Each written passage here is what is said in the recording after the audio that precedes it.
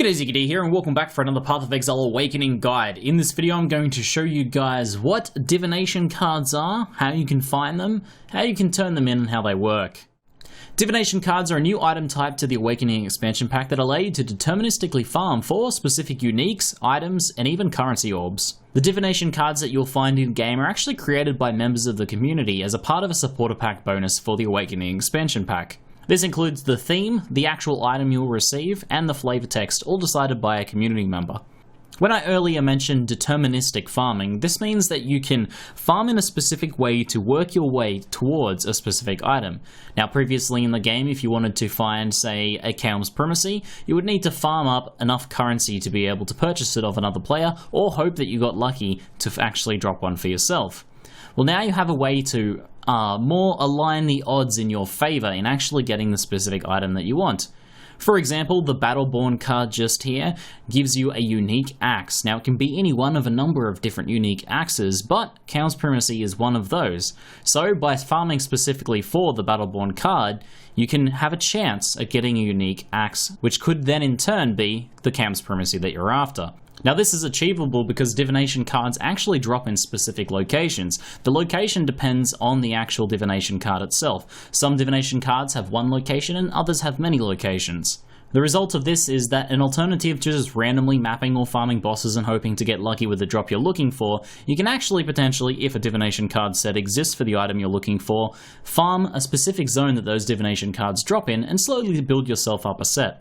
There are a number of different ways for you to find out where specific divination cards set drop and what they actually give, but one such way is the Path of Exile wiki. There'll be a link for this page down in the description below. I'll also be likely to make some guides in the future for how to farm specific sets and the items that you can get from them as well. So here's some points on how divination cards actually work. Now in addition to dropping in specific locations, for example, the Battleborn currently drops in Kael'm's Stronghold or Kael'm's Dreams. So basically those two sets of zones can drop this Battleborn set for a unique axe.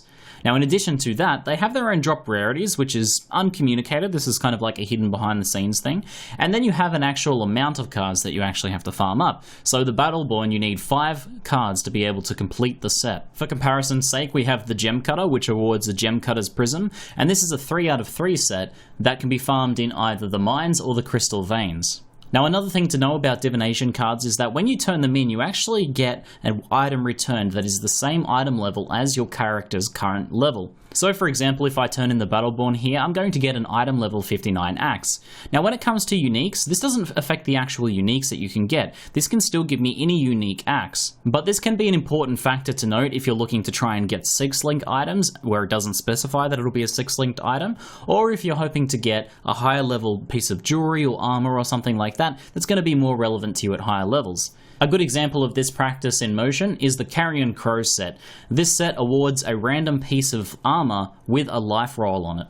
Now this is great for leveling, but if you find yourself not needing a piece of life armor at the moment, most of your gear is good, you're level 30, most of it's pretty good, and you're leveling just fine, you can actually hold on to it until later, so that you can turn it in when, say, you're level 50 or 55, when you may actually need some better armor, or maybe you want to turn this in later game and use it as a crafting base to augment and then later regal. So if you do hold off from turning this in, when you do turn it in, it'll be the same item level as your character, and you can potentially get a better base and a better life roll. So the result of this is you may have to make a decision when you complete your divination card set. Even if you completed the set in normal or cruel difficulty, you may want to hold on to it until endgame, or it might be something that could help you out in the leveling process, and then you want to turn it in earlier. So what do you actually do with a completed set once you have one? Well, once you make it to Act 4, at least in normal, you can come over to the NPC here named Tasuni, and then go trade divination cards.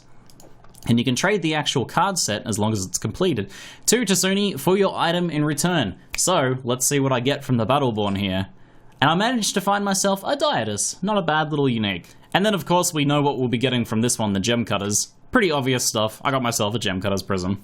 So guys, hopefully you enjoyed this look at divination cards. I really like this new mechanic because it doesn't step on the toes of existing content, but rather enhances it and provides some alternative means of farming. It's also really great for self-found characters too. If you have any questions about divination cards, feel free to leave them in the comments below, and if you're new to my channel, make sure to hit that subscribe so you can catch my future guides for Path of Exile. That's it for now, I'm ZiggyD, and thanks for watching.